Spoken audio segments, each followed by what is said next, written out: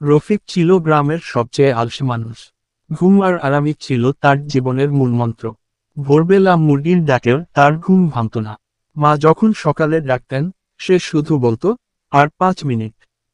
কিন্তু সেই 5 মিনিট কখন যে দুপুরে গড়িয়ে যেত, রফিক নিজেও বুঝত না। রফিকের বয়স 30 পেরিয়ে গেছে, কিন্তু এখনো কোনো কাজ করে না।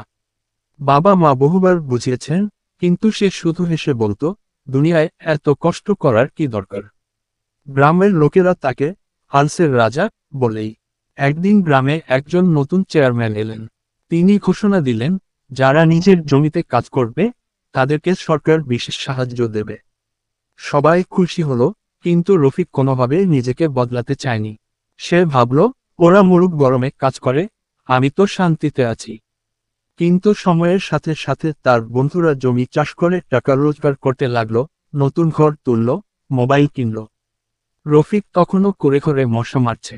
একদিন তার সবচেয়ে কাছের বন্ধু শহীদ এসে বলল, দোস্ত, তুই যদি এমন চলিস, একদিন খাবার জোটানোও মুশকিল হবে। রফিক তখনও হাসে, কিন্তু কিছুটা চিন্তিত হয়। সেদিন রাতে সে চিন্তা করতে থাকে, সবাই তো কিছু না কিছু করছে, শুধু আমি কেন পেছনে।